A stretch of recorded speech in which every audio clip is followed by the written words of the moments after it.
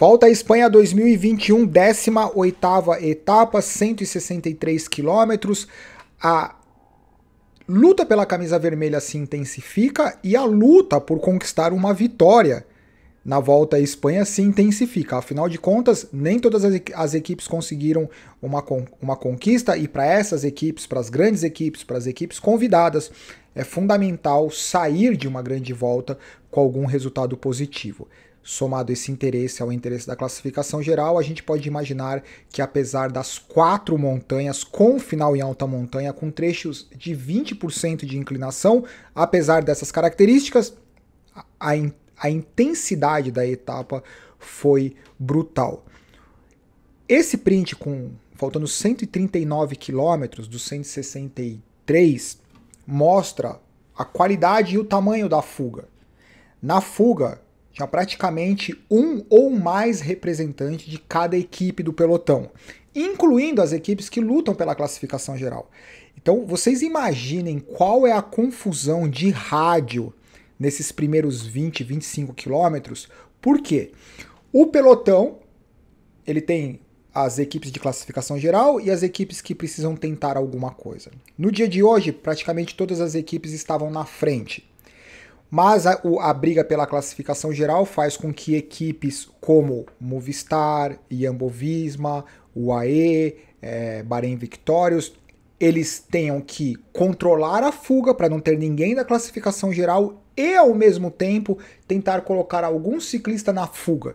Então eu acho que foi extremamente complexo. O ouvido dos ciclistas e os diretores esportivos deve ter tido muita informação até chegar nesse cenário, que na verdade esse cenário ele só se tornou definitivo com esse print, 112 km, 4 minutos e 38. Muitos ciclistas com características diferentes, com várias montanhas no dia, então seria natural que alguns ciclistas eles tentassem fazer algo. DSM, que era a mais ativa do dia, talvez por conta do Astorer, que é o ciclista que já ganhou uma etapa, então com certeza ele era um dos ciclistas da fuga mais marcados pela característica, pelo sucesso, e ele saiu desde o começo, ele saiu coletando os pontos para a classificação de Rei da Montanha. Isso causa uma confusão na fuga, porque a fuga não sabe se ele consegue lutar pelos pontos disponíveis nas montanhas e lutar pela etapa. Esse foi o momento com 69 quilômetros, a fuga ela começou a quebrar, né? Até antes disso ela começou a perder vários ciclistas, eram muitos ciclistas, e daí o Astores começou a se destacar entre todos da fuga, ele era o que tinha o ritmo mais forte. Enquanto isso, no pelotão da classificação geral, a imagem diz tudo. Se ontem foi o dia da Jumbo-Visma ir para a frente e o Primož Roglič dar aquele show, o que provavelmente acontece na estratégia? Primož Roglič e a Jumbo-Visma se esforçaram muito ontem. Então hoje Bahrein Victorious e Movistar, talvez eles tivessem objetivos que a gente precisa aumentar a nossa diferença na classificação geral em relação aos principais adversários, incluindo o Egan Bernal e o Jack Haig, mas o Jack Haig está aqui com a equipe Bahrein Victorious armada, simplesmente a Bahrein Victorious extremamente fiel ao plano A, que é o Jack Haig. Em relação a Movistar, um dia incrível para Movistar, mas eu tenho algumas considerações. Nosso cara da fuga, Guilherme Martin, perdendo tempo entre a classificação geral, foi o primeiro cara a perder tempo, e aqui era um momento que tínhamos o Storer e o Dela Cruz da UAE se destacando, faltando 7 km, eles com 59 segundos. O Storer talvez ele tenha pagado o preço, mas tenha valido a pena fazer mais força nas montanhas anteriores para coletar a pontuação disponível para o Rei da Montanha. O De La Cruz ele se preservou um pouco mais, então ali ele era o cara que tinha mais gás para tentar fazer alguma diferença, especialmente na última montanha, que era a mais dura. Aqui o De La Cruz na missão, Apesar de todas essas movimentações da fuga, eles acabaram sendo neutralizados porque atrás vinha um grupo bem especial, seleto. Miguel Angel Lopes, Enrico Mas, Egan Bernal, Primož Roglic, num determinado momento o Sepp Kuss estava junto. 3,9 km foi o momento que o Miguel Angel Lopes fez a aceleração para nunca mais olhar para trás. Ninguém conseguiu impedir com que Miguel Angel Lopes fosse o primeiro a cruzar a linha de chegada com a vitória para a Movistar e uma consolidação na segunda e na terceira colocação. Monstro, foi embora. Fazer o quê? Pelo menos 2 etapas. Na etapa anterior ele já mostrou que ele estava bem para lutar pela vitória. Esse, na verdade, foi o momento que o Miguel Angel Lopes ele passou pelo Dela Cruz, faltando 2,7 km. Desculpa. A forma como o Miguel Angel Lopes passou pelo Dela Cruz mostrou que definitivamente não quero companhia, não quero nada, porque ele segurou um pouco o pace e a hora que ele foi efetivamente passar pelo Dela Cruz, acelerou, deu um micro sprintzinho e foi embora. O Dela Cruz não teve condições de responder. 1,6 quilômetros da chegada. Movimentação do Egan Bernal. Desculpa. Movimentação do Egan Bernal. Acho que foi uma surpresa para todo mundo, considerando o quanto intenso foi ontem, mas eu não sei se vocês perceberam no Instagram da Ineos ou no Instagram dele, apesar de toda a dificuldade de ontem, ele acabou a etapa de ontem com um sorriso no rosto, meio que brincando. Não sei se vocês viram, entrem no Instagram da Ineos ou do Egan Bernal na etapa de ontem, que dá para perceber que não é que ele acabou completamente envergado, ele acabou bem. Ele perdeu o ritmo em relação ao Primož Roglic, mas ele acabou bem. E quando ele fez essa movimentação, eu falei, opa, o Egan Bernal está vivo. Mas o problema sempre são os adversários. Mesmo que você esteja numa ótima forma física, existem os adversários.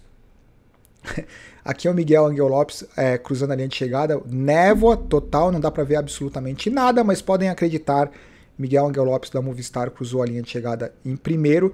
No final das contas, 800 metros finais, 500 metros finais, não tem para absolutamente ninguém além de Primož Roglic. Apesar da aceleração do Egan Bernal, o Primož Roglic cruzou a linha de chegada em segundo, o Enrico Mas em terceiro e o Egan Bernal na quarta colocação, e o Jack Haig se segurando. O que tem sido muito bacana é observar a Bahrein Victorious fiel e acreditando no Jack Haig, trabalhando todas as etapas para o Jack Haig. O Dela Cruz também se segurou na sexta colocação, o Mader, o Mentz. O Mentz, eles fizeram algumas movimentações interessantes, mas no final das contas ninguém conseguiu segurar esse cara da imagem. Superman Lopes, Sepp Kuss e Adam Yates. O que aconteceu na classificação geral?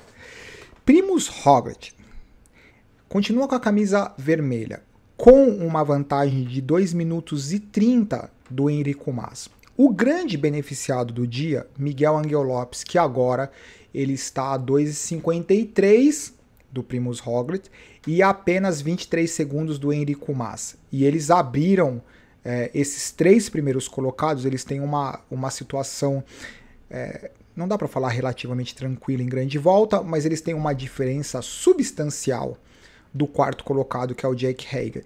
Se Enrico Mas e Miguel Angel Lopes não fossem da mesma equipe, talvez o Jack Haig tivesse a intenção de fazer algo astronômico. Eu acho que a preocupação do Jack Haig agora é muito mais em relação ao Egan Bernal do que em relação ao pódio. E agora, em relação do Egan Bernal e o Yates, quase 1 minuto de diferença. Qual que é a minha única observação em relação a isso? Fantástico o resultado do Miguel Angel Lopes. Eu não estou entendendo direito qual que é a estratégia. Eu entendi muito bem a estratégia até a 15ª etapa, alguma coisa assim. Essas três últimas etapas, ou na verdade essas duas últimas etapas, eu consigo considerar o seguinte: o Enrico Mas, ele disse para a equipe, eu estou me sentindo super bem, eu quero defender a minha colocação, se eu me sentir ainda melhor, eu posso lutar para tentar fechar algum gap em relação ao Primož Roglič, mas eu estou dando, ou a equipe está dando carta branca para o Miguel Ángel Lopes, porque o Enrico Mas assume que ele não precisa de nenhum tipo de assistência. E o Enrico Mas lutando e o Miguel Ángel Lopes lutando por etapa, isso pode causar uma confusão nas outras equipes. Ou intencionalmente a estratégia é: vamos usar Miguel Ángel Lopes para a gente ter a carta A e a carta B. A minha única preocupação é o seguinte: Miguel Ángel Lopes, com uma diferença tão pequena do Enrico Mas, esse desejo de ser o segundo colocado ou o desejo de fazer algo astronômico, se isso não pode atrapalhar a consistência do Enrico Mas, que nessa volta da Espanha ninguém pode dizer, até esse momento, ninguém pode dizer absolutamente nada do Enrico Mas, porque ele tem sido extremamente sólido em relação ao comportamento, as etapas que até então aconteceram. O que eu quero dizer é que eu estou de alerta, eu estou sniper, que nem o Primož Roglič, de tentar entender quais são os passos da Movistar, porque eu nunca vi a Movistar tão organizada, mas nas últimas duas etapas eu passei a não saber o que está acontecendo. E isso não quer dizer que é algo negativo, isso quer dizer que talvez eles estejam tão organizados que até como torcedor você fala assim, é desorganização ou é um plano que está dando muito certo? Então, essa é a pergunta do dia. O que está acontecendo entre a liberdade do Miguel Ángel Lopes e a consistência do Enrico Mas, isso é uma estratégia muito bem elaborada ou é uma desorganização e um conflito interno coberto por essa nova fase da Movistar? Eu acho que é isso em relação à 18ª etapa. A volta da Espanha está acabando, diminuindo as chances de vitória, a classificação geral se consolidando, mas muita coisa pode acontecer, porque afinal de contas, numa grande volta, num dia normal para todo mundo, 1 minuto é muita coisa. Mas a gente precisa lembrar que nem todos os ciclistas da classificação geral eles têm um dia normal. É inevitável que nas próximas etapas, alguns desses ciclistas, eles tenham um dia excepcionalmente bom ou excepcionalmente ruim. É isso, abraço